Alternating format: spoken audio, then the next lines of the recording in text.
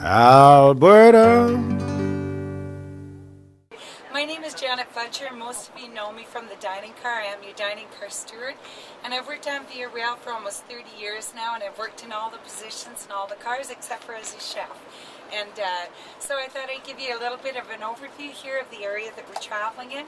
To be honest, I wasn't watching out the window exactly where we are, but this little portion of track is kind of fascinating. We're all waiting for the mountains to show up, but there's some cool stuff that happened here.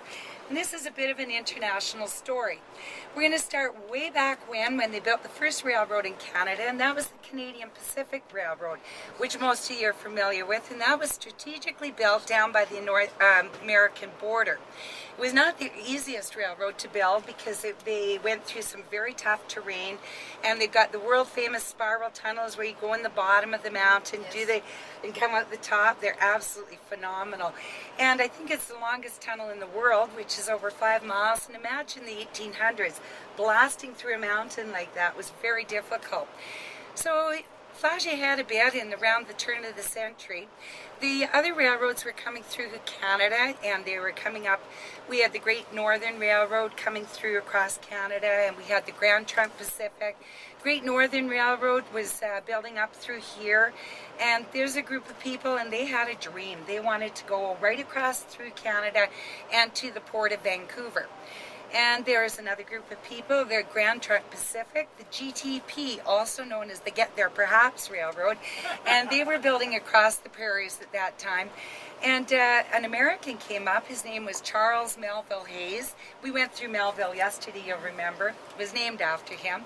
And he was an American, and he went to Laurier, our Prime Minister at the time, and he said, you know, I have a dream of building grand hotels like the Canadian Pacific Railroad all the way up to the port of Prince Rupert, and I would like them to be like the CP hotels.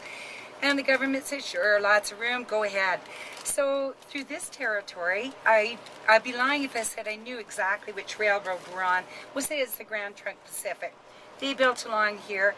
Wherever you see a highway beside us, that was the Great Northern Railroad, which is now Yellowhead Highway. They were that close together. And why this portion fascinates me so much was that it was a great turn in our Canadian history because the government sent out tutors to tutor the railroaders, or the people building the railroaders. So they had people coming out to teach them the 3 R's, reading, writing, and arithmetic. But the funny part of the story at the time was that these railroads were side by side, and they were really naughty. They would go over and sabotage each other's equipment and, light fires and do all sorts of nasty stuff to each other. So there was a lot of tomfoolery going on. And at one particular point, and as I mentioned, I wasn't paying attention where we were, but we'd gone over some very tall ravines, you might have noticed. And I can't remember, I think it was the Great Northern guys. They came to that ravine, and they wanted to be first through this territory before the Grand Trunk. So when they got to the ravine, it was winter time, and they thought, oh, we have to build a bridge here. So instead of building a bridge, what they did, so they could get ahead of the other guys, they took apart their work train, every nut, bolt, and screw, put it on a sled, down the ravine, up the other side, rebuilt that guy, and off they went, so they could beat the other railroad with their things. So what happened to them all? Well, Mr. Melville Hayes, the American, here's your international story, he went over to England to raise money for his dream of great hotels to build up to Prince Rupert. Well, he did something no good railroader should ever do. He took a boat back and he picked the Titanic.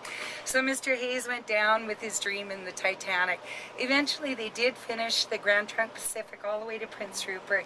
Their last spike was driven in 1914, but it didn't go with the Grand Hotels. Great Northern guys, they fussed and fought and carried on so much they finally went bankrupt.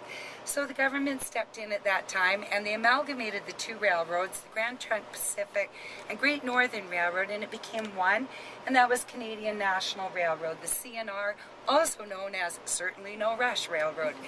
Alberta. Alberta. Oh, Alberta.